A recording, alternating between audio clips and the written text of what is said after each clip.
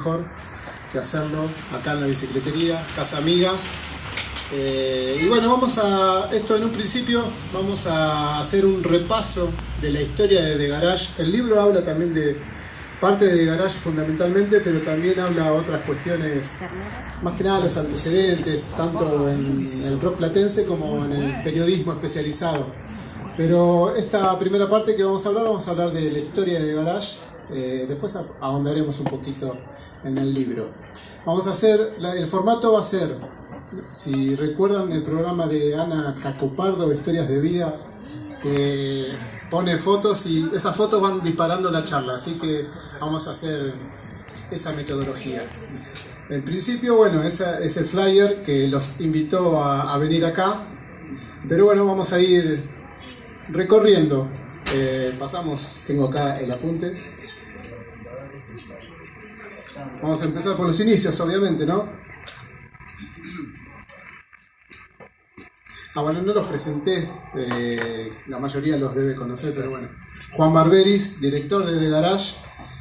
Ana Clara Bormida, también redactora, colaboradora, fundamental también para The Garage.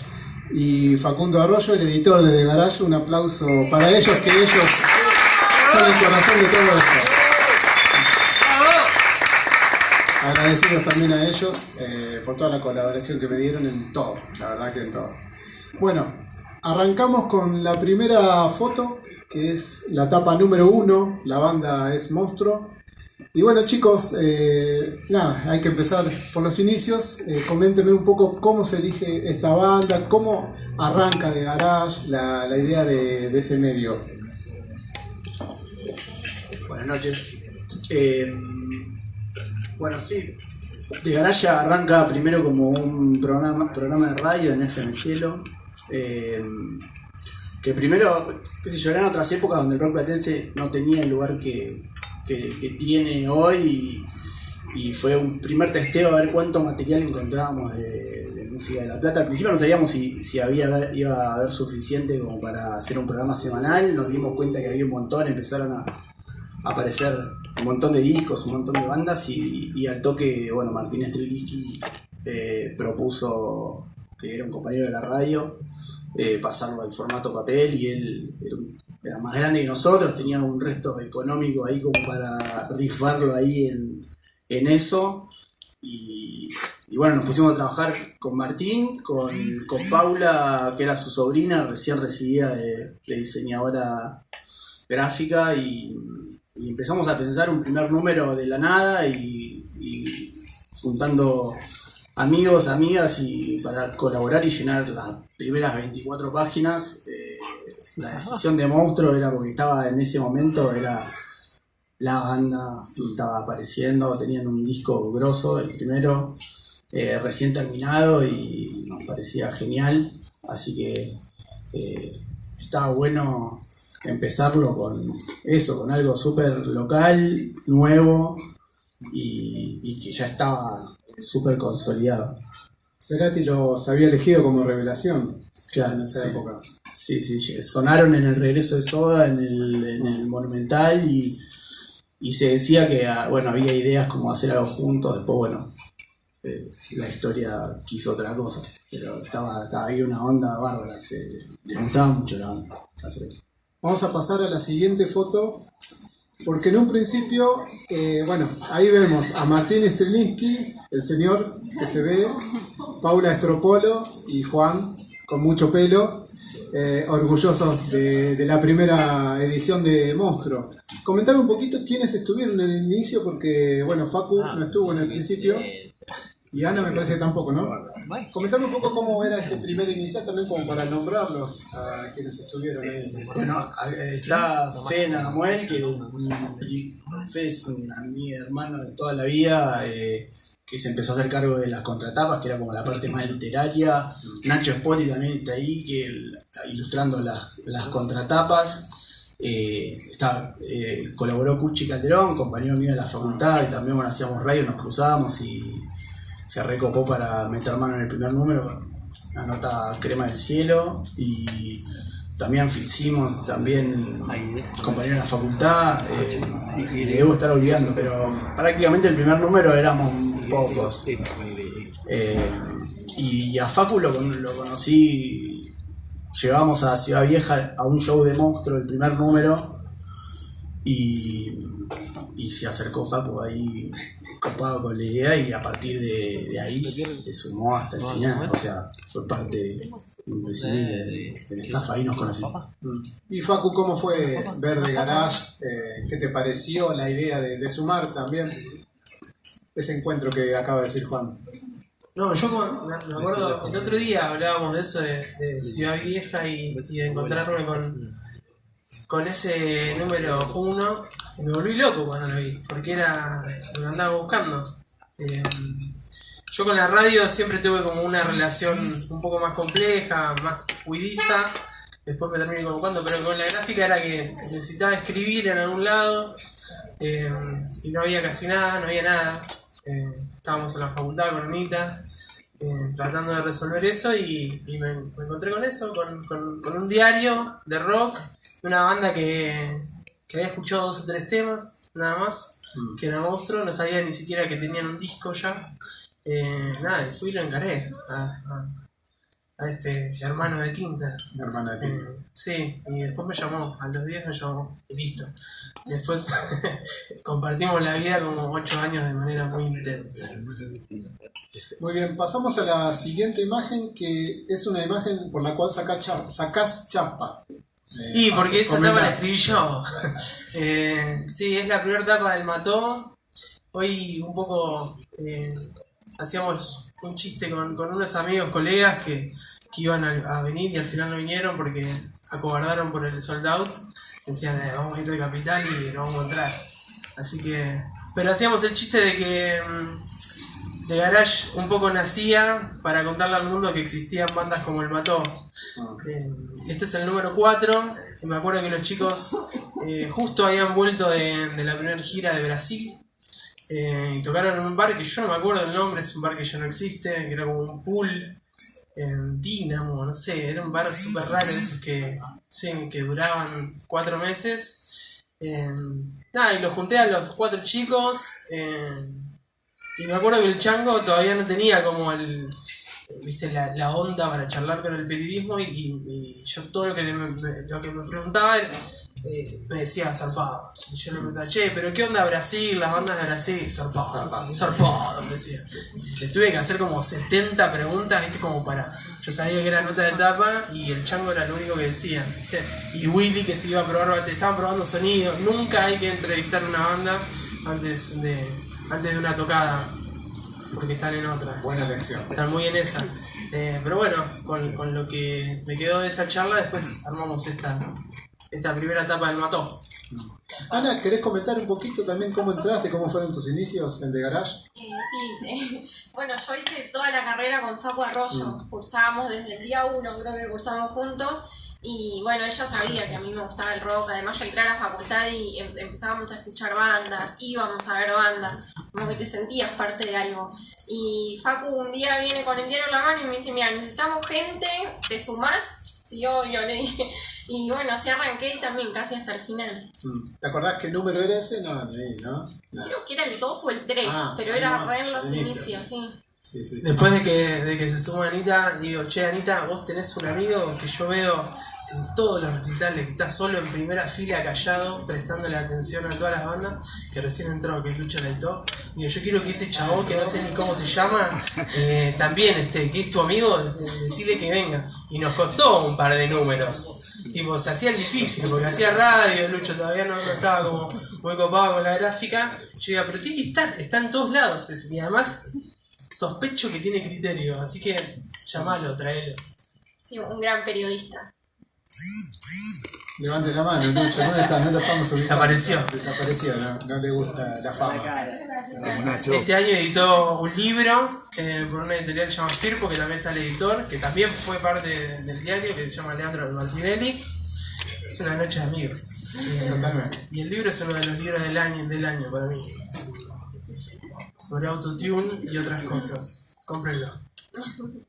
Bueno, continuamos. Vamos ahora con la siguiente foto. Bueno, vemos ahí un emblema del rock platense. Ahí justo estaba anunciando su primer final su despedida, que después no, por suerte no fue tal, años después volvieron. Pero como es la historia de cubrir a Mr. América, si bien ustedes obviamente primero por criterio periodístico abordaban lo nuevo, pero Mr. América también tenía bastante vigencia en ese momento, bueno, anunció su final. ¿Cómo fue elegirlos a ellos para que fueran tapa? Y era recuperar una historia que a nosotros generacionalmente la agarramos sobre el final. Esto había sido una serie de shows en el Malvinas, sobre la diosa Mr. América, creo que fueron 3 días en donde repasaron toda su discografía. Y bueno, era hurgar a ver por qué se le decidía también ese final tan poético y sin sangre. Y bueno, y ahí Astarita como daba sus razones, y me acuerdo que ese número tiene también una cobertura muy extensa, creo que Ayala, ¿no? Sí, Dani Ayala había hecho una cobertura muy larga de todos esos shows. Y bueno, fue como el comienzo de la relación con Astarita, que después siguió, pues bueno, iba y volvía a Mr. América, y fue un vínculo que fuimos teniendo a través de los años y todas las cosas que fueron pasando en la biografía de tanto Astarita como de Mr. América. Recién hace un ratito en los videos que estaban sonando previo como para ambientar, estaba Gustavo en unos especiales que hicieron ustedes llamas sobre el final, Sí. de Garage en vivo, él estuvo ahí. Claro, eso los hacía Esteban Sosa y Darian Huitón, dos amigos que bueno, que sí, llegaron a hacer 4 o 5 creo que hicieron especiales audiovisuales, que era como sacar un poco de los formatos habituales a los músicos y como presentar algo diferente a lo que solían proponer en vivo. Sí, Gustavo dio uno de los testimonios más sustanciosos. De hecho, elegí una de sus citas como para iniciar el libro. La verdad que un personaje muy interesante, fundamental de lo que es el rock platense. Y la siguiente etapa también tiene algo similar. Ya no estaba esa banda, fue una reunión, pero también fue una banda que no era exactamente de la época que ustedes estaban cubriendo, pero que no estaba de hecho vigente en ese momento. Embajada Boliviana. Coméntenos un poco cómo es la historia de esta etapa, de esta nota.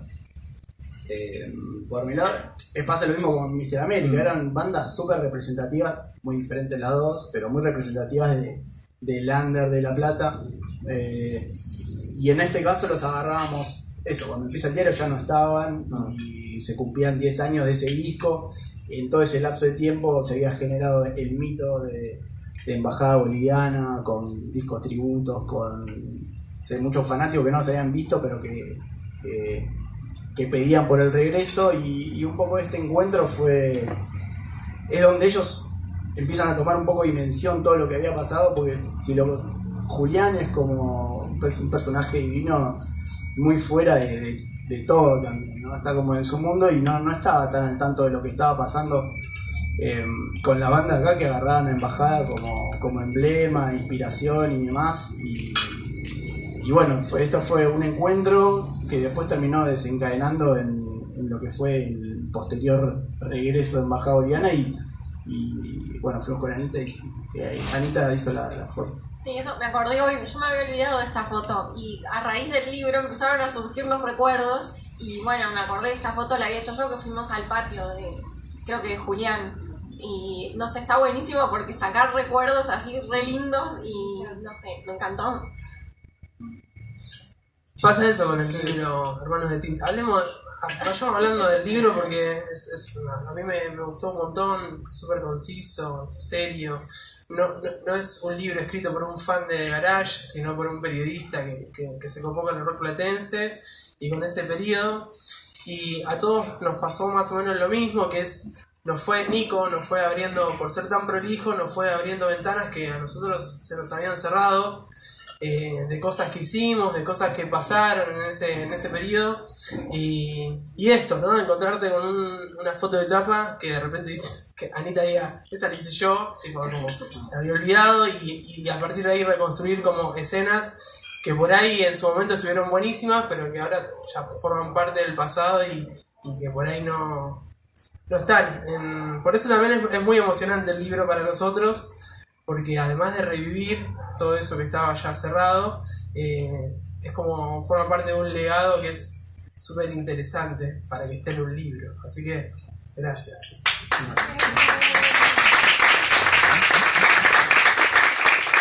Bueno, como dato, Julián Ibarrolaza fue junto a Estelares quienes más aparecieron en The Garage. ¿Algún vaso más? Que de hecho tampoco era algo que ustedes quisieran tanto, de que se repitieran tanto, porque la escena era vasta. Pero bueno, tuvo su recurrencia como solista y después con una nota que hizo Nacho Babino, que también está por allí, le mandamos. Está comiendo, Sí. está comiendo. Bueno, continuamos un poco con The Garage en el territorio, ahí no sé No si se ve ve nada, mucho, no, pero bueno, allá en el fondo está Facu y Lucho.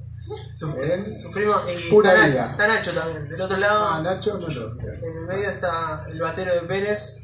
Fuimos muy bulineados por esta foto durante mucho tiempo, pero estábamos los tres ahí dejando todo porque hacía mucho calor, como todo verano en Pura Vida, pero aún así nos gustaba encerrarnos. Ahora no nos podemos encerrar tanto, pero en ese momento nos encantaba encerrarnos y ya estar ahí. De hecho, Martín está preparando su set, no estaban ni tocando, pero y salimos ahí los tres escrachados de fondo en el viejo Pura Vida. Sigue siendo el mismo lugar, pero ahora siento que es como otro Pura Vida. Así que nada, esa imagen refleja lo que es el trabajo del periodista, pero a ver, acá hay varios periodistas, pero es fundamental, eso es algo que Creo que quizás, son todos. quizás de afuera me resaltaban eso, como que The Garage era gente que recorría la escena, entonces por eso elegí también esta foto, porque los muestra en el campo de juego, ¿no? Sigamos con la siguiente nota, una de los highlights de Garage. Pudieron llegar a uno de los grandes fundadores del rock platense. Esta nota la hiciste vos, Juan. Comentanos un poco cómo fue la historia de llegar a él y después de hacer la nota. 2 veces salió de Garage, salió Sky. Esta es la primera. Sí, bueno, era de los números que queríamos tener del principio, y la onda lo terminó siendo el Topo Espíndola, batero de Sky durante creo que como 15 años, y él terminó siendo el vínculo, y para nosotros fue un golazo, porque si bien nuestro interés estaba en el under, lo que estaba pasando acá, también abordarlo a Sky era una excusa para repasar la historia y uno de los personajes más enigmáticos e interesantes que podíamos abordar nosotros en este medio específico de La Plata. Estaba buena el momento porque lo agarramos en una situación que se estaba como reencontrando con la ciudad de La Plata. Él durante mucho tiempo decía que no podía venir, que tenía recuerdos medio incómodos, y creo que aceptar esa nota con un medio así súper independiente, nuevo, fue también como una reconciliación él con sus propias raíces. A él llegaron, a otros no pudieron llegar, al compañero de él. ¿Por qué no pudieron llegar al Indio Solari? Nadie llega al Indio Solari, salvo que él quiera que lleguen. En un momento teníamos, se había abierto una posibilidad, nosotros la manejamos así como durante un tiempo indefinido, teníamos como una cartita, era un 3, ¿no? En un truco era un 3, pero era un 3, a veces lo ganás con un 3 al truco. Sí. Pero bueno, en un momento lo activamos y no pasó nada, era como un enlace con Julio Sáenz, que en su momento era el representante y el que coordinaba las notas con Indio. Y justo cuando lo activamos ocurre lo de Revista Orsay, lo entrevista a Perantuono, sale publicada esa nota en Orsay y el Indio no está de acuerdo con lo que se publica, y a partir de ahí declara que nunca más va a dar una nota a un medio gráfico. Eso después se revirtió, pero en ese momento fue como silencio total durante, no sé, 6, 7 años. Creo que hasta el documental de Julio Leiva no volvió a dar otra nota. Justo nosotros ahí activamos ese contacto y lo desperdiciamos. ¿Qué va a hacer? En un futuro será, en otro proyecto. Continuamos ahora, bueno, otro... Ah, no. Ahí está. Otro personaje fundamental también para lo que fueron los años que cubrió The Garage. Llaman. Esta nota, ¿quién la hizo? ¿Quién la fotografió? ¿Qué recuerdan de esta nota? La foto creo que es de Juan Sánchez, y la nota se la hice yo, parece. Lo que me acuerdo es... No mucho, la verdad. Pero bueno, Yaman era para nosotros y para ese momento y para la escena era un gurú, por eso un poco lo retratamos de esa manera, porque nada, Yaman, importantísimo todo lo que había estado haciendo con Kraut, su estudio, y produciendo bandas y generando también esa música tan particular, y era, Yaman era palabra santa, y estaba bueno, estaba bueno que estuviera.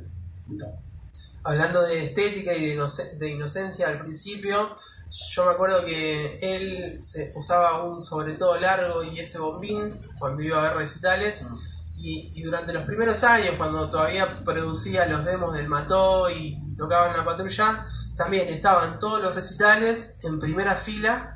Mide cerca de 2 metros, Yaman. Y era particular verlo adelante del escenario, era como un brujo ahí. Estaba él y Lucho, ellos dos siempre estaban adelante en todos los recitales, pero yo, digamos, empecé a, ¿quién es ese chabón? Empecé a mirarlo porque él siempre estaba al costado de... Si no estaba arriba, porque en un momento tocaba con todas las bandas, después se fue calmando, pero estaba ahí con su sobre todo negro y su bombín. Acá en esta nota da una declaración que yo cité en el libro, también como para hablar de cierta estigmatización que sufrieron ustedes de determinado sector del circuito del grande del rock platense. Él renegó del indie ahí, de lo que, por más que él fue fundamental para ese movimiento conocido como indie. ¿Qué reflexiones tienen sobre esa acusación que quizás se les hacía a ustedes como medio de ser demasiado indie? Yo creo que en ese momento era la propuesta. Ahora a la distancia decís indie y ya te dan ganas de pensar en otra cosa, pero en ese momento era lo más fresco, era algo súper novedoso acá y a nivel nacional también.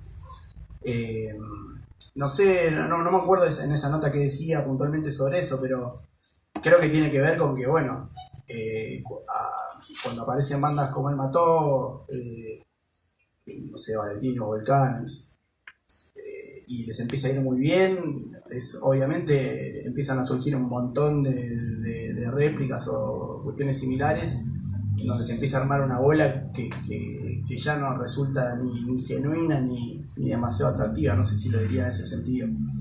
Pero en ese momento el indie era lo que estaba pasando, y nosotros teníamos que estar ahí y nos entusiasmaba porque eso era una novedad. Continuamos, entonces, no sé, alguna otra reflexión sobre... No, que Anita, hiciste, en el libro está, cuando en la nota que hiciste de 107 Faunos, ¿te acordás un poco de eso? En esa época como que se solía catalogar indie, o sea, era como una gran bolsa donde se ponían muchas bandas y nadie sabía definir muy bien qué era el sonido indie. Eran un poco las bandas que para mí renegaban así, o no les importaba la industria. Ellos hacían su música y si gustaba buenísimo, y si no gustaba seguían haciendo su música porque la disfrutaban y porque les gustaba. Entonces por ahí a veces se solía utilizar el término no de modo peyorativo, pero como diciendo, bueno, son bandas indie, se juntan en la casa a tocar, y en realidad eran súper profesionales. Entonces yo creo que lo de Yaman tenía que ver un poco con eso. Sí. No, además, Leandro Martinelli hace una defensa nuestra bastante fundamentada y bien coordinada a nivel oral, que es que si vos mirás los 79 números del diario, si bien había una línea fija editorial en relación al indie, terminamos reflejando todas las escenas que de alguna manera estaban latiendo en la ciudad, desde el heavy metal hasta el hip hop, tuvieron hasta su tapa, ¿no? De hecho, estos dos géneros...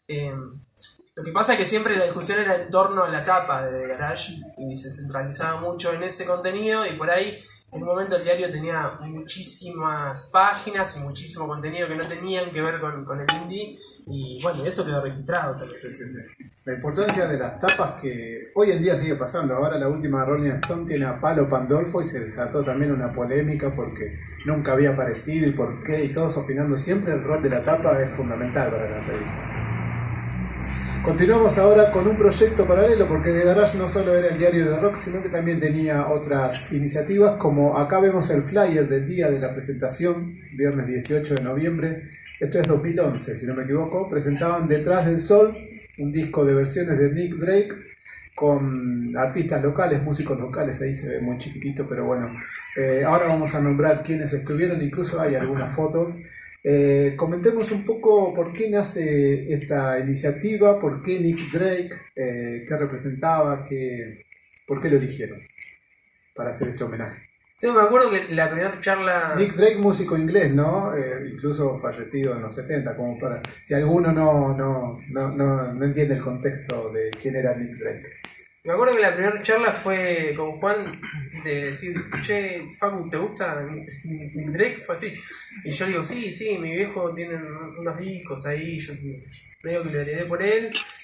Ya en esa época también conocí a Martín Graciano, y él es fan de Nick Drake, y íbamos como entusiasmándonos con el músico. Tenía un perfil que tenía que ver mucho con lo que nosotros reflejábamos en el diario. Y después lo que nos pasó fue que cuando empezamos a producirlo, a pensar las versiones, había muchos músicos que no lo conocían y que lo conocían gracias al proyecto y flasheaban, ¿no? Y nos entregaban como versiones muy zarpadas, muy buenas. Fue un proceso re lindo, largo, obviamente que súper independiente, lo hacíamos como podíamos y las bandas hacían sus versiones como podían. En ese momento ya era más fácil grabar, pero aún así llevó un tiempo, y se fue armando como un caldo de cultivo, como un homenaje del rock platense a un músico que la mitad de ellos no conocían, así que fue interesante. Sí, fue eso, como no hay un anclaje, ¿viste? Si pensás músico de La Plata, tal esa cuestión de que sea un músico que, bueno, para esa época ya tenía fama mundial, obviamente, muchos fanáticos y demás, pero nos gustaba esa idea del artista torturado que muere en la pobreza o que muere casi en el anonimato, teniéndolo todo para hacer una gran carrera. Entonces no nos gustó, estábamos reservados con Nick Drake, nos encantaba, y cuando empezamos a tirar y todos se copaban, empezó a crecer la bola y terminó saliendo un disco que está buenísimo. Lo escuchó la hermana de Nick Drake, se copó. Estuvo bueno el recorrido que hizo. Muy bien, los músicos nombremos un poco, ahí se ve, Pablo de memoria estoy diciendo porque bueno, se darán cuenta que no tengo buena vista. Pablo Matías Vidal, Tomás Vinche, Cuco, La Patrulla, el Tano Cácabo y Valeria La Ferrara, Pablo Matías Vidal, Juanillo de Siniestros, Chico Ninguno, Koji también, que era un personaje enigmático del indie, ¿no? Y decía alguien que no estaba en plana platense, y de repente Koji, sí. Claro, porque en ese momento era uno de los fundadores del Aptra, pero se había ido a México, estaba viviendo en Ciudad de México en ese momento. Fue como medio como una novedad. Se grabó desde allá. ¿Y quién más está? Antolín. Cuco, sí. Cuco también. El chico Cuco, que no lo conocía. Y Diego Martes. Creo que ahí mencionamos a Tenemos unas imágenes del día de la presentación al costado. Bueno. Sí, los estuve stalkeando, debo confesar, para hacer estas imágenes. Esa imagen la hizo el flaco Vivercati, ¿no? Sí. Hacía esas proyecciones. Sí, en un momento el flaco le agarró como la mano a una especie de mapping, y pasaba eso. Fue increíble la presentación con Nick Drake ahí súper gigante, iba cambiando de forma mientras los músicos hacían sus versiones. Esto es el Centro Cultural Islas Malvinas, la Sala Grande. La verdad que fue una linda noche. Hay una imagen más también de esa noche. Chico Ninguno, ¿no? Con Chelo, no sé quién es el chico del Chelo, Chico Ninguno. Bueno, continuamos con la que sigue, que ahí también, bueno, alguien que va a ser parte también fundamental de esta velada, allí lo vemos en aquella punta a Sebastián Lino. Pero esta no fue una nota a Seba Lino solamente, sino al sello, y esto también la puse acá como para englobar lo que fueron la importancia de los sellos discográficos independientes acá en La Plata también, para toda esta escena. Coméntenos un poco la historia de esta etapa, pero también un poco cuál es su visión general sobre todas estas movidas, Laptra, Caruf, tantas. Y en un momento los sellos ayudaron a ordenar un poco la música que se estaba editando a través de bandas y de propuestas estéticas. Los sellos tenían que ver más con estética que otra cosa. Ordenaban, eran todos amigos entre los sellos, además había fiestas donde se sumaban 3 o 4 sellos en la misma fiesta. Lo que pasa que bueno, eso, funcionaban como ordenadores. Y Uf un poco también adjuntó a todos los músicos que en ese momento se vinculaban más a la canción, como una especie de cancionística platense. Bueno, ahí está Laura Citarella, que es la que tiene puesta la máscara, está Lautaro Barceló, está Miro, está Seba. ¿Los otros dos quiénes son, Seba? El Resber, el que hizo el logo, Sí. y cayó a la foto nomás. Ah, no era músico él. Y el otro, creo que le decían el fan también. Bueno, eran un montón que ni siquiera uno de los creadores se acuerda cuántos eran. ¿La foto de Castallar? ¿Quién la sacó? No me acuerdo. Qué pregunta. Puede ser, Capaz que de Castallar y él era un amigo de Castallar que estaba ahí. puede ser. En la nota, de hecho, me acuerdo que la hicimos en... ¿Cómo es este bar de...? Vagamundo. Calma. No, es un bar que cerró, bueno, cerraron todos los bares, pero 8 y 59. 8 y 58. Casalumpen. Almendra. Sí, Almendra. Sí, ahí. Porque porque era a la tarde y Almendra estaba era abierto. Nosotros la íbamos a hacer enfrente, que era un bar donde ustedes siempre tocaban. Y cuando llegamos estaba cerrado, entonces fuimos para ahí. Y la curiosidad es que había el doble de músicos para la nota que en la tapa. Eran un montón. Yo me volví loco desgrabando porque habían ido todos para la nota. Estaba yo solo, como tratando de acaparar todas las voces. Un poco Miro, obviamente, porque también es periodista, trataba de ordenar el bardo testimonial. Pero eso, me acuerdo que en ese momento también Oscar Uf tenía una producción de discos impresionante, sacaban discos toda la semana, no nos daba el tiempo para escucharlo, estaban en una época muy, muy productiva. Y después también lo que pasó con Oscar Uf es que se empezaron a armar bandas entre solistas, orquesta de perros, etc.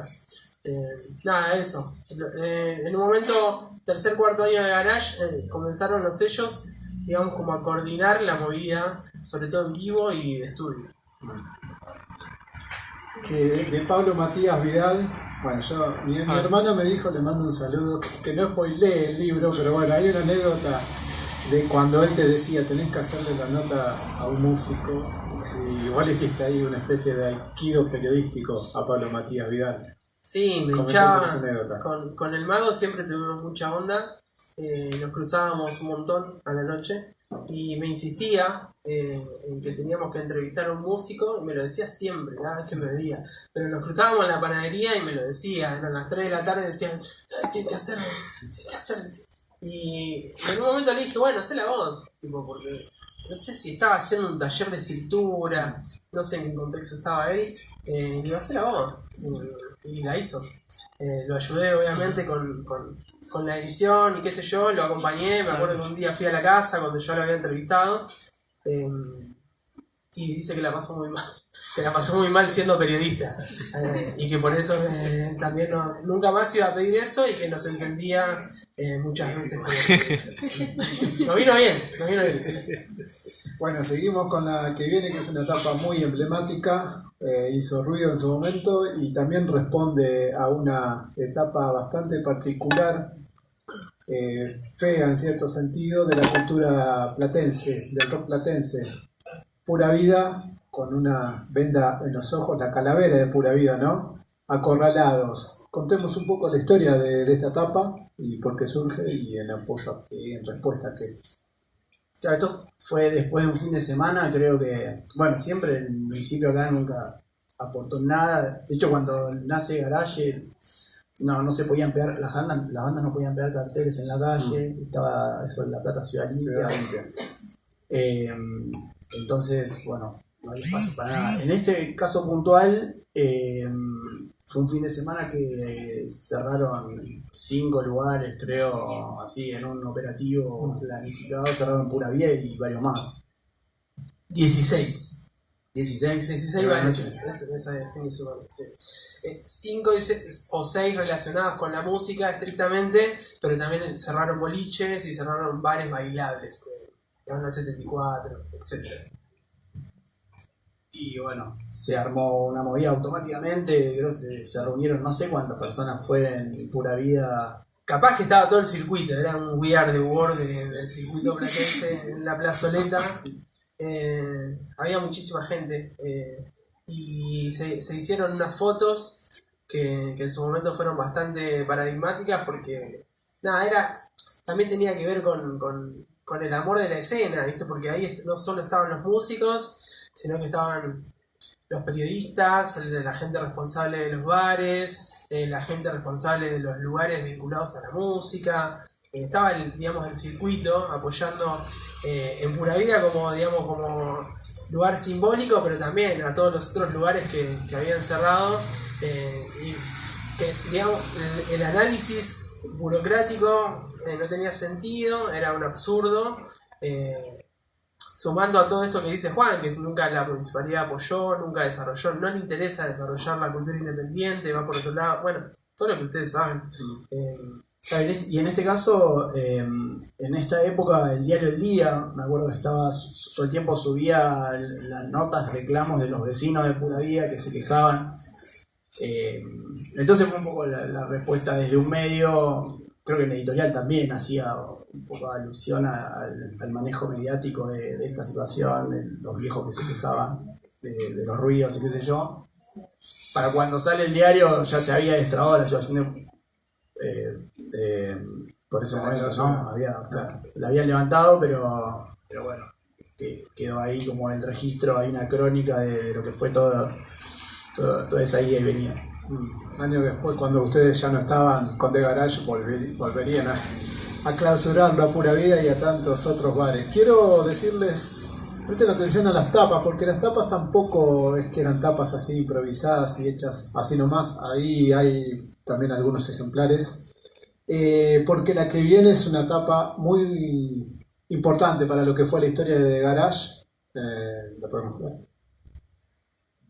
Pinchesky, Jorge Pinchesky, otro también héroe histórico del rock platense, violinista él, de todas las bandas, que la Cofradía, después bueno, estuvo también él con la pesada del rock, incluso terminó su etapa acá en Berisso tocando con la Flower Power. Esta etapa, además de ser súper psicodélica, ¿quién la hizo? ¿Cómo surgió? Bueno, fue un perfil que hiciste, Facu. Comentanos un poco la historia también de la tapa y de la nota. Partiendo por la tapa, me acuerdo que es una anécdota que me hizo acordar el libro. Yo no me acordaba cómo surge, cómo había surgido, porque es un dibujo inédito de Rocambole. Nunca a nosotros, digamos, tampoco nos cabía mucho molestar a esas personas que formaban parte del acervo cultural musical de La Plata, pero que estaban en otra, qué sé yo, no estaban activadas a full. Y me acuerdo que para el perfil yo entrevisté a todo el mundo alrededor de Pinchesky, y entrevisté obviamente al Mono, que es el primero que le da el violín eléctrico y se le rompe la cabeza cuando lo descubre. Y me acuerdo que estábamos en el estudio terminando la entrevista y yo también con eso siempre fui bastante temeroso, ¿viste? Como a la hora del mangueo, nunca me salió manguear nada con esos artistas, pero le tiré, si usted quería, Monocol, me dije, y si le parece, si tiene ganas, y si tiene tiempo, a nosotros nos encantaría que para la nota pueda ilustrar un Pinchesky desde su perspectiva, ¿no? Yo me fui al estudio de Rocambole, no es el que tiene ahora, es el viejo, el histórico, el Mediano Quinto, ni siquiera pensando en eso, porque digo, no pasa nada acá. Y me acuerdo que llegué a mi casa, habían pasado, no sé, 40 minutos, y tenía un mail con este adjunto. No lo podía creer, le reenvié, lo llamé a los chicos, yo gritaba, un acelere, sí, ellos siempre como bajándome, yo estaba... nada, se los reenvié a Pau, a Juan, y tipo, miren lo que acaba de pasar, increíble. Bueno, y después el perfil son todos buenos recuerdos, porque es como el primer perfil periodístico serio que escribo yo. No sé si está bien o está mal, pero digamos, hice ese trabajo.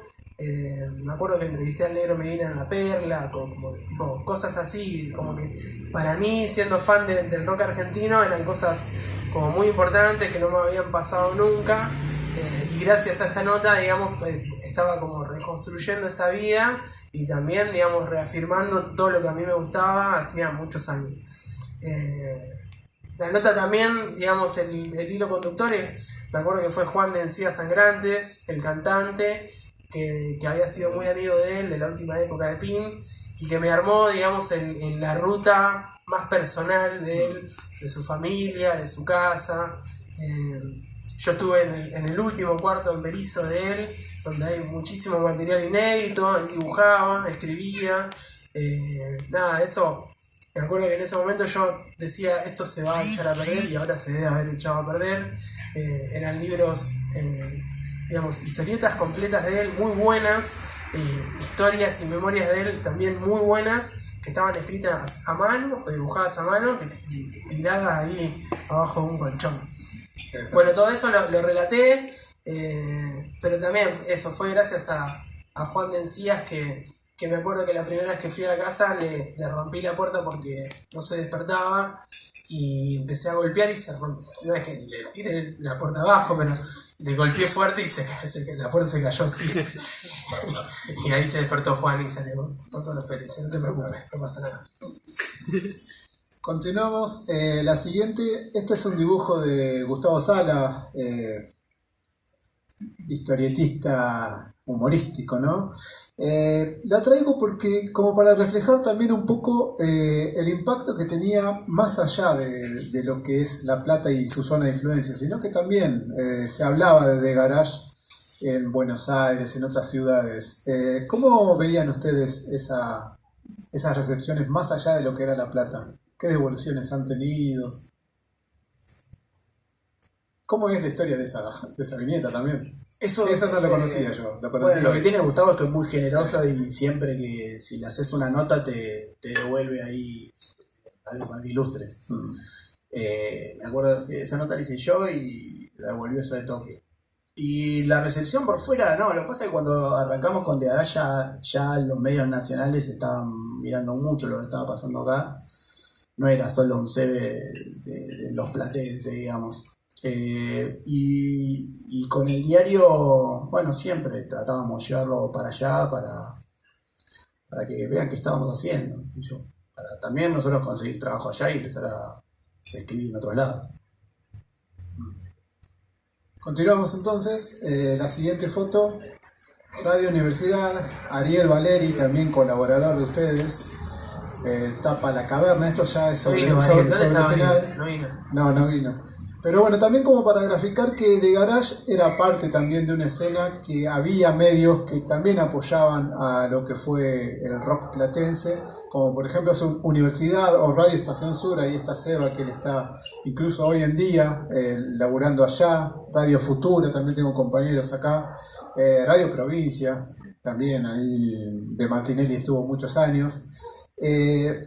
¿Alguna reflexión sobre la escena en cuanto a los medios? Y bueno, y si querés contar algo también de Ariel. Él empezó como fotógrafo, o sea, ya venía antes, pero estuvo también acá en The Garage.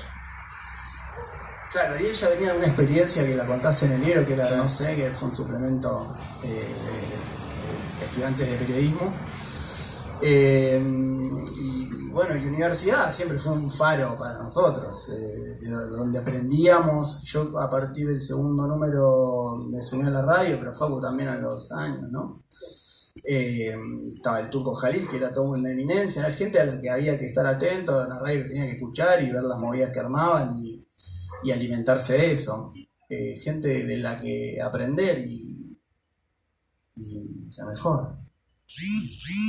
No, Radio Universidad es importantísimo para nuestra historia personal como profesionales y para el diario. Cuando yo me acuerdo que antes de Garage lo que consumía en relación a ese foco era Radio Universidad, y también cuando arrancamos la la facultad, cruzarnos ya con los operadores de Radio Universidad como el Negro Lema, a nosotros nos emocionaba, tipo, nos recebaba, tipo, wow, me está operando el chabón de Radio Universidad.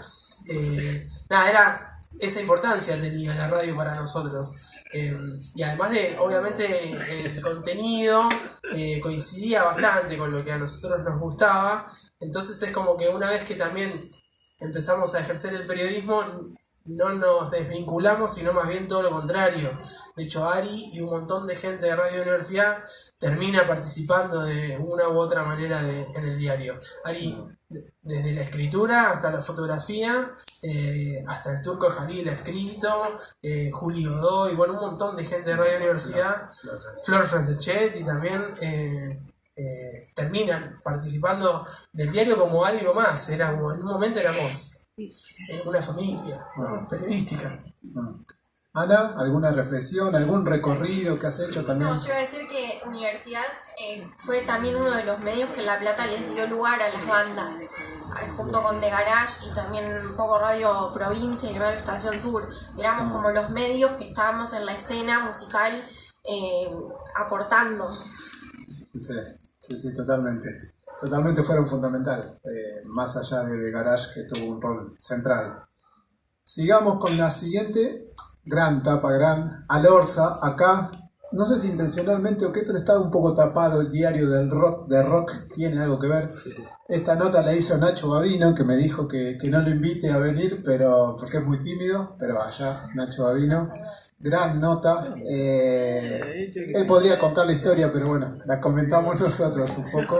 La tapa también, un artista exclusivo para The Garage. Nada, comentemos un poco.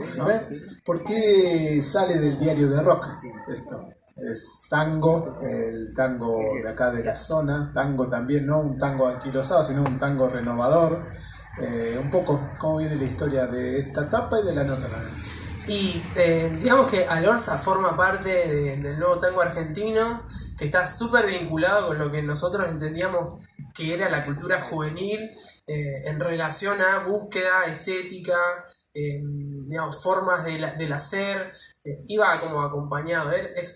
Alorza tenía la misma edad que el Indio Solari, y si bien hacía tango, también tenía la verba de la calle. Bueno, está súper vinculado, forma parte de la misma cosa. De hecho, Radio Estación Sur, que también es otro de los medios con los que nosotros compartíamos un montón de visiones y el mismo periodo histórico, su estudio se llama Alorza, siempre estuvieron súper vinculados. Bueno, y además es un personaje muy particular, muy profundo, del que se debería seguir escribiendo un montón, sobre todo por su aporte artístico, y Nacho debería hacer un libro sobre Alorza. Mira, saqué un libro yo, no vas a sacar vos. Continuamos. Bueno, eso que también da para hablar ahí. El diario de rock era del logo, era como la bajada. Hay una historia también que no se concretó, pero que viene un poco también con estas aperturas que tuvo el diario a otras músicas. ¿Eso es verdad o es mito? Es mito. Es mito, ¿no? El diario de rock al principio era una forma de explicarse. Salíamos con algo, era diario de rock, pero no pensado como rock como género, sino como la cultura a la que estábamos observando y relatando, digamos, como algo más amplio, ¿no? Y con el tiempo, sí, lo que mencionás en el libro, de esa idea que es sacarlo así, porque nos parecía que después de tantos años ya se explicaba y prestaba más a la confusión que a otra cosa, digamos. Pero nunca quisimos hablar de rock específico. Ajá. Sí, de hecho tuvieron notas, bueno, de cine, tapas, ¿no? Volviendo a la centralidad de las tapas, ¿no? Tapas de cine, de literatura, de hip hop en el último año. Y la que viene ahora también, que tenemos acá a alguien que colaboró, Sergio Pujol, también colaboró en que, bueno, de esto sabe bocha, el folclore, el nuevo folclore, la cultura joven encuentra futuro en el folclore. Piedra y camino digital, un gauchito Gil ahí con sus teclados, su celular, también viene del mismo enfoque que venían teniendo estas aperturas. un poco la historia de esta. Y también esto lo hizo Falopapas. Falopapas, claro. Sí. También imagen. eso es interesante, digamos, la intervención de los artistas que en ese momento también empezaban a crecer. Antes veíamos a La Lorza ilustrado por Valentino Tetamanti, que es un artista de La Plata, y lo hizo Falopapas. También eran artistas contemporáneos a nosotros que tenían una nueva lectura sobre cualquier cosa que nosotros le pasemos. Cuando nosotros le dijimos que a Falopapas que queríamos un Gauchito Gil, que íbamos a hacer esta etapa, y un poco nos imaginamos que iba a mandar algo así, no tan zarpado, pero algo así iba a mandar. Nos flashó, nos encantaba hacer estas movidas. Se estaba desarrollando ¿cómo se llama? El Festival de Folclore. FISBA, que a nosotros también nos parecía como súper renovador en relación al foco, a la estética, a la música que sonaba ahí. Digamos, la mitad de los artistas que sonaban ahí, aunque no sean platenses, podrían haber estado dentro de Garage porque tenían muchísima vinculación. Eran propuestas modernas, pero también como con una mirada de la música popular súper fresca, renovadora, y que en el diario quedaban perfecto. Entonces, de alguna manera también con ese envión del FISBA, nos planteamos ver qué estaba pasando con el folclore en La Plata, con artistas platenses, y obviamente encontramos. Y si bien una de las tangentes fue el FISBA, también la otra importante fueron los artistas que en ese momento estaban presentando obra. ¿Alguna reflexión más, Ana, Juan? Pasamos a la siguiente imagen. Bueno, Lucho, que hablamos tanto, acá, gigante. Y bueno, Facu. Esa es la mejor foto que tengo con un amigo, pero es porque Lucho es muy fachero. ¿En dónde es esto? Ese es el estudio de Falopapas, y creo que la foto la hizo de Martinelli, ¿no? Sí. El retratista de Martinelli nos agarró ahí. Yo creo que era inicio de primavera por los atuendos. Sí, estábamos haciendo lindo. Yo soy más friolento que Lucho. No tengo más nada para decir. De Lucho nos linkea a la próxima imagen, que ella es la última tapa en su momento sin saberlo. Sky Bellinson, la nota la hizo él, una cobertura, en realidad no es una cobertura de recital, pero de todo lo que es la previa. Ese consejo que diste vos hace un rato de no hacerle una nota a los músicos previo al show, acá no lo aplicó Lucho e hizo una nota muy interesante. Esto también marcó el final de The Garage sin saberlo en su momento. Coméntenos un poco cómo se dio el segundo encuentro con Sky, también fue el último, y qué le significó que esta sea la última etapa. Sí, venía a tocar acá, creo que Crico lo estaba produciendo, ahí conocíamos, y se abrió la posibilidad para hablar de nuevo, y era como la nota de Lucho, porque Lucho es muy estudioso de toda la historia de Los Redondos, y se mandó un laburazo. Él, particularmente, la mejor nota que leí que le han hecho a Sky, sin duda, porque es un perfil súper profundo, y quedó genial. La foto también tiene eso como de instantánea del momento, porque no es una foto de archivo sacada de otro momento, es el show de Atenas. Todo lo que va retratando ahí también quedó en las fotos estas, y bueno, no sabíamos que era el último, pero agarrándolo es como que parece que estaba pensado, porque creo ahí, no sé, el otro día leía la contratapa de Fede Nadamuel, también como haciendo un balance muy, muy profundo de todo el recorrido de Garage. Está todo como el archivo ahí del rock para descargar, ¿no? Como dejando ahí un poco ordenado las cosas. La editorial también un poco hablaba de tantos años y de, bueno, a ver qué depara el año que viene, pero creo que es lo mejor que pudimos hacer, ese último número.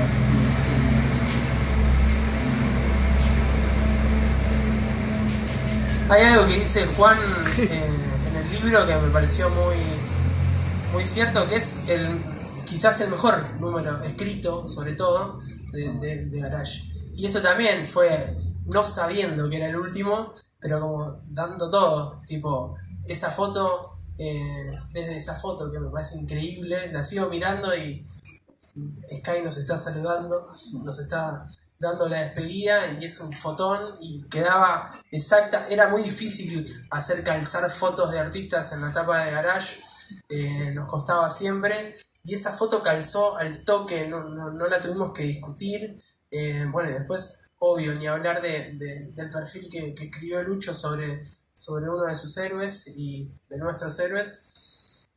Bueno, y eso, todo el archivo que dice Juan, el rock de La Plata para descargar, que sigue activo, una inventiva de otro agitador cultural de Piley, ¿no? Sí. Que están todos los discos ahí, y esa batea que hacíamos también al final de año, que era una locura, que reseñamos 100 discos del año de rock platense, 100 discos en 10 meses, y nos quedaban cortos, se enojaban porque no entraban todos. Los últimos 3 años reseñamos 100 discos de rock platense, no se puede creer. Nosotros ahora, yo ahora por ahí busco o trato de hacer ese repaso cuando termina un año y no encuentro tantos discos. Realmente fue un periodo de mucha ebullición. Ana, ya no estabas acá en esta etapa. No llegué hasta esa etapa, no llegué. ¿Te acordás cuál fue tu último número, o más o menos el año? Yo creo que había hecho una nota de Valentín y los volcanes, la última mía. Sí, el último año creo que fue. ¿Qué? ¿En nota de tapa esa? Me parece que sí. Con foto de Ariel, la que está recién. Sí, creo que sí, eso. Sí, Ariel en Instagram subió ayer, creo, Sí. las fotos. Sí, ahí me acordé también. La que sigue es, bueno, la representación de lo que para muchos veían cuando llegaban estos chicos repartiendo de Garage, el fajo ahí. Esa rejilla la tengo que destapar bastante seguida. Es tu casa esa, ¿no? Esa es mi casa, sí. Sí. Lo cual también, ¿cuántos números se sacaban, no? El primer número comentaste que eran 5.000, no sé si para esta época seguían el mismo número, lo habían reducido, lo habían aumentado, pero una gran tirada igual, para hacer que era gratis. No hablamos nada de eso, de esa premisa que tenían de que fuera gratis y en papel, de una manera talibán de que sea papel, que no se pasaba. Contemos un poco de eso también. ¿Por qué esas dos premisas? Gratis porque era la forma que entendíamos que iba a ser, se iba a garantizar una circulación fluida, por más que si regalás algo la gente lo haga, ¿viste? Gratis, dame. Entonces así llegamos a gente impensada, esa era una buena estrategia. Te interrumpo. En las mesas hay Otro Mundo, que es también una revista que sale del colectivo que tiene Editorial Mirador, Pablo Semadeni, que gracias a él salió este libro. Esa revista también se la pueden llevar, la traje un poco como para homenajear a lo que era de Garage, ¿no? Gratis, consumís. Por ejemplo, en ese número escribe Juan Carlos Kramer, un mítico periodista del rock argentino. Tienen ahí para llevársela y continuar este camino de Garage. Sí, decías, perdón. No, y bueno, también porque estábamos trabajando con el under y éramos nosotros parte de eso y queríamos que circulara. Por más que lo pusieras a 50 centavos, ya esa transacción iba a entorpecer la fluidez de eso, que era dejarlo donde sea y que la gente pasara, vaya a buscarlo, lo levantara, generar esa circulación. Y después lo de siempre nos han dicho, bueno, si termina el papel, pasen al digital, y perdía la esencia, el concepto, que era un diario, llévatelo, lo lees en el auto, en la facultad, donde sea. Nos parecía que el paso a lo digital, si bien tuvimos sitio web, nunca fue una plataforma en la que nos pusimos demasiado puntillosos. Tiramos algunas notas de las que iban en el papel y alguna producción más que hemos hecho en algún momento, intentado. Pero lo digital nos parecía que iba a ser como una muerte lenta, digamos, como darle un fade out que no tenía sentido, porque nada, lo pensamos como un diario, como una revista y tenía que ser eso. Me acuerdo de ese fajo llegando a la facultad de periodismo, todos leyendo de Garage. Era el momento del mes que todos venían. Sí, esos plásticos que envolvían el diario te rompían la mano porque pesaban un montón. y por ahí si tenías que hacer un recorrido largo en la caminata para dejar el coso te lastimaba, así que siempre teníamos como la mano encallada, no por ir al gimnasio, sino por agarrar los fajos del garage. Totalmente. Después hubo otra experiencia que tuvo algún núcleo pequeño Babilonia junto a Lea de Martinelli, pero ya era otra cosa. Era en web, ¿no? Un desprendimiento Claro, diario. pero eso era, Sí, claro, ya era otra cosa. del diario de la facultad de Claro.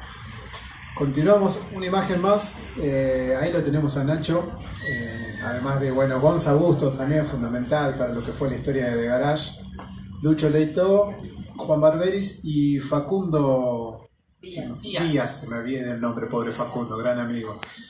Gonza Augusto no está porque es el primero de nosotros en ser papá, hace poquito papá, así que tiene otras obligaciones ahora, y más otros importantes. horarios. Esto es en el Festival Nuevos Vientos, volumen 3. Si no me equivoco, ya para esta época no estaban, ¿o sí? No, Me no, parece ya, que no, ya no estaban. ¿Por qué los convocó para hablar de The Garage? No recordás. Sí. para contar la experiencia. En Radio Pura fue esto. Sí, pero eso es sí. en el Malvinas.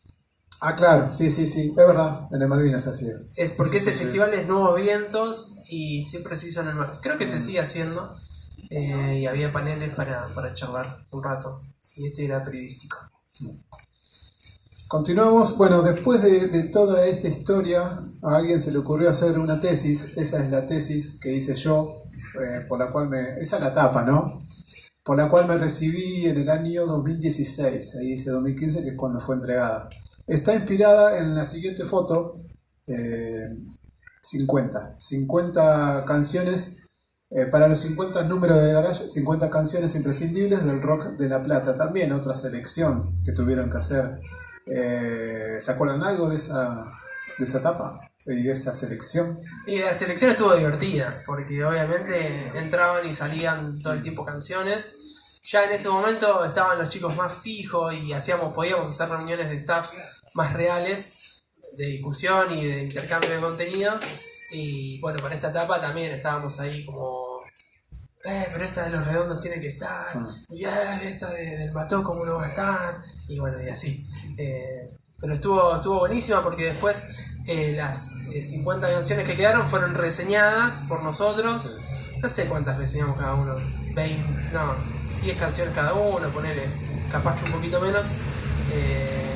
Y quedó bien, era un reflejo histórico de la música del rock platense, porque abarcamos todo, desde el principio de Diplodocum hasta las últimas bandas que estaban saliendo. Creo que hay un tema de Un Planeta, capaz. Tratamos de eso, de abarcar toda la historia del rock platense. Y después terminó siendo la etapa de tu tesis. Sí. No apliqué el copyright ahí, el copyleft ni nada. Bueno, y este es el fin de la historia, por lo menos hasta el momento. Es el libro que acaba de salir. Ahí ven también varias tapas. Algunas que ya vimos ahora, como las dos primeras, pero también Norma aquí. Las Canoplas, también otra banda fundamental para la historia que no fue contemporánea, aunque tuvo también algunas apariciones en la época en que ustedes también estaban. 107 Faunos, esa nota creo que la hiciste vos, Ana, ¿no? Sí.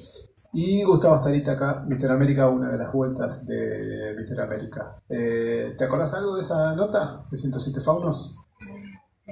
No. ¿No? Bueno, pasamos a la que sigue. No, bueno, no sé si le dispara alguna de esa tapa, le dispara alguna historia, Lo que las pasa es que el canoplas. libro nos disparó un montón Sí. de cosas, porque no fue hace tanto, pero a su vez pasaron muchas cosas en el medio de que The Garage dejó de salir hasta el día de hoy que salió este libro. Y leer este libro, o lo mismo con las preguntas que hacíamos, nos dispararon un montón de recuerdos que yo tenía, pero los tenía muy archivados. Y recién hablábamos con los chicos de anécdotas o cosas que pasaron, y nada, lo que queríamos rescatar del libro es eso, que no solamente rescata la historia de Garage, sino también la historia del rock platense, de ese momento que, como dice Facu, fue un momento de ebullición. Sí, ayer Oscar Jalí hizo Un Detective Salvaje, que es uno de nuestros programas favoritos de radio, que se emite justamente por FM Universidad. y hablaba un poco del periodo histórico en el cual nosotros abarcamos el contenido, y lo comparaba, hacía un montón de tangentes, pero lo comparaba también un poco con la época del 90, que siempre, digamos, se había referenciado a La Plata en esa época, y si bien había grandes bandas, buenas canciones, no pasaba lo que pasó en nuestro periodo, esto que decíamos recién, editar 100 discos por año de rock platense, y además, digamos, generar en ese caldo de canciones un movimiento también de corte nacional. El Mató termina formando parte del mainstream del rock, es muy conocido en España, etcétera, etcétera. El Mató como bandera, ¿no? Pero bueno, otras bandas también tuvieron su desarrollo. Entonces, digamos, el periodo histórico, que es algo también que decía... Creo que Sagasti, Ramiro, el cantante de Pérez en Detective Salvaje ayer, decía, lo interesante de Garage era que estaban reseñando algo que estaba pasando en su momento. Ellos, digamos, reseñaban lo que estaban viendo ahora, y de esa manera se generaba como cierta reflexión con la mano caliente, y que después se fue de a poco, digamos, reflexionando con un poquito de tiempo transcurrido. Bueno, estamos acá y estamos reflexionando sobre eso. Digamos, fue fuertísima esa época para la música platense. Esperemos que se venga una nueva, ¿no? Ayer estaba hablando con Diego Morales, músico de Venenosos allá en los 90, también con Emiliano, tiene mucha relación, prensa de él, que me comentaba una charla que tenía con el Milano reciente, de que él ganó los Grammys hace poquito, y el Milano también, otro personaje como Gustavo Tarita, que tiene una visión muy interesante del rock platense, y decía, loco, el rock platense llegó a los Grammys, ya está, la figura de él ¿no?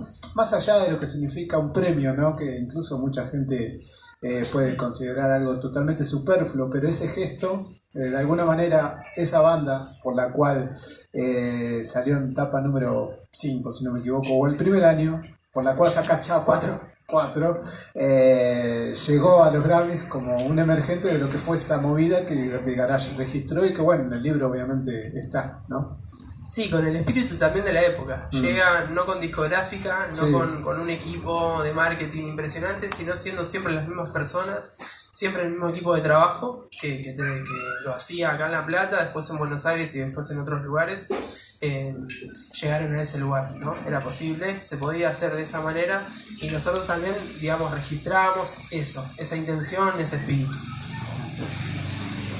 Así que bueno, ahí se terminan las imágenes. Podemos ahora, no sé, abrir alguna instancia, si quieren, preguntas sobre el libro, pero el libro fundamentalmente, bueno, lo que han comentado los chicos, parte de Garage.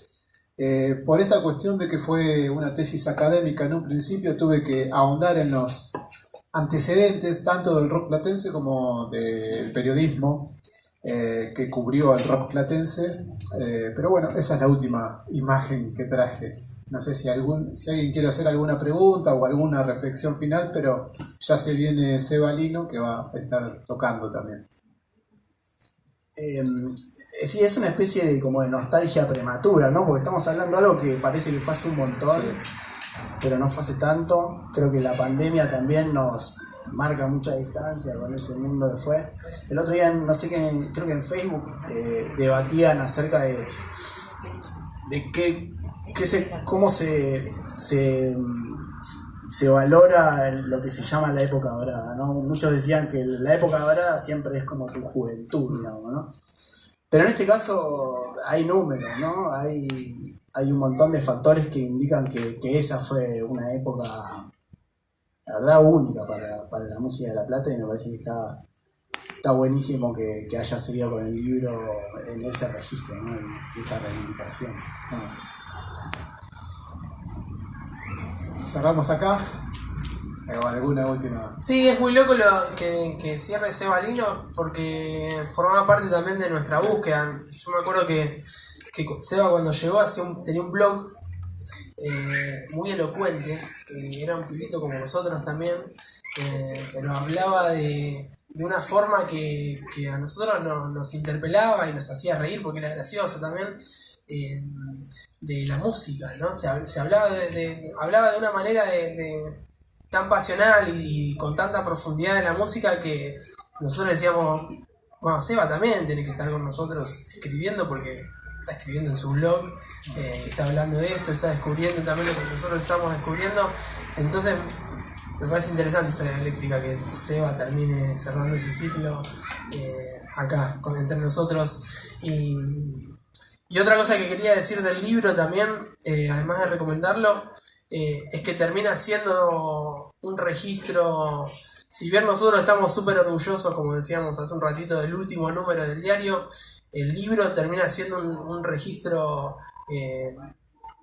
no a la altura, sino como casi mejor que nuestra producción periodística. Es algo que toma en valor, algo que por ahí a nosotros nos cuesta valorarlo, que es el registro periodístico, y que vos sistematizaste en términos históricos y en términos periodísticos de manera magistral, y que nos pone muy contentos, más allá de la nostalgia que a nosotros nos puede llegar a causar, por más que no haya pasado tanto, como dice Juan. Pero digo, me siento súper orgullosa de participar de este libro, y estoy muy agradecido y súper conmovido con lo que hiciste, Nico, porque posta es un laburo que nos pone bien, que le esté yendo como le está yendo, que está saliendo en todos lados y que a la gente le interesa, y esperemos que lo compren, ¿no? Allí está el stand. No, como para ir cerrando, obviamente primero les agradezco a ustedes, a los chicos, todos los que participaron en The Garage, que todos, nadie tuvo algún reparo en darme testimonio. También un saludo, sí, Paula Estropolo, sí, pero porque ella es tímida, pero me prestó los números que me faltaban y me dio una gran mano, así que no pudo venir hoy, pero también le mando un gran saludo. Ella estuvo desde el principio, fundamental para lo que fue The Garage, la diseñadora, ¿no? Si no lo dijimos. Paula era la columna vertebral de todo. Sí. Sin dudas. Pero no quería hablar. No le interesaba. No tenía ansias de protagonismo. El indio de Garage. De Garage, sí. Bueno, y obviamente saludar y agradecer a Pablo Semadeni, que con su editorial Mirador, que están sacando libros. El año pasado salió un libro sobre la historia de la sobrecarga, la banda de los 80, oriunda de Trenquelao, que es muy interesante también. Y también saludar a Martín Graciano, por suerte han venido, que él fue el nexo con Pablo Semadeni. Me lo hizo conocer gracias a que él en algún momento colaboraba con él, y una nota que no pudo hacer me dijo: Nico, ¿no te la podés hacer vos? Sí, dale. Y ahí empezó esta historia, que gracias a Martín y a Sebastián Benedetti, prologuista del libro, yo también tomé un poco el modelo del trabajo que ellos hicieron de Expreso Imaginario, del libro que hicieron sobre la investigación. Estación Imposible se llama, que también súper recomendable. Se sigue editando todavía, ¿no, Martino? En algún lado se encuentra.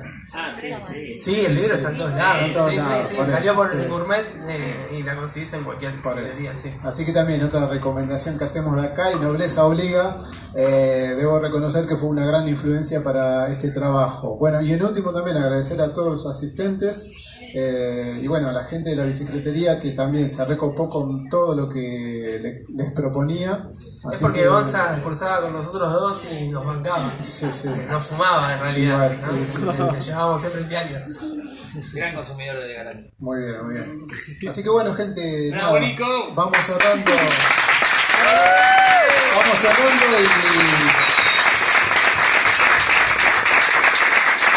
y abierto. No sé si alguien quiere hacer alguna apreciación. También a Ponchi Fernández, lo veo ahí también, gran coleccionista de lo que es el rock argentino, también pieza fundamental. A Lucho, Nacho, que por suerte pudieron venir. Acá, mirá, acá adelante. Para vender o algo, ¿no? No se ven, nunca se ¿Cómo se va a vendieron. vender? Durmieron. Este es el momento. Los dos primeros que compraron un libro se llevaron, pero bueno, fueron los dos primeros. Está la bodega haciendo entre las plantas, no sé dónde. Yo las tengo todas igual, las guardé todas. Qué bien, Muy bien. Nosotros no. Bueno, no te las vendo. Sí. Cuando valgan mucha plata, vamos a hablar. Mercado Libre. Mercado Libre. Pregúntele a Ponchi, ¿no? De esos caminos en Mercado Libre buscando todas las revistas, ¿no? Así que bueno, gente, nada, si quieren alguna apreciación como para cerrar, pero ya se viene Seba Lino, que debe estar con ansias de tocar y de presentarse.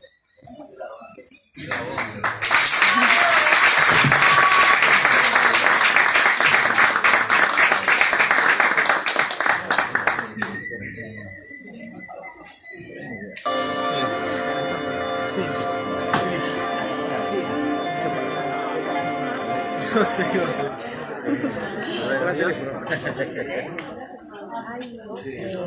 Necesita primero a la derecha. ¿Cómo se termina un vivo de Instagram?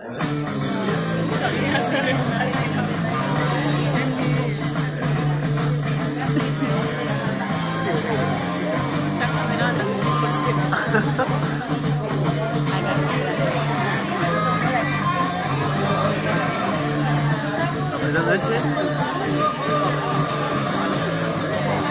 No, se apaga como decir. ¿Y acá? Sacar la batería. Creo que ya eso no existe. Ay, quedar.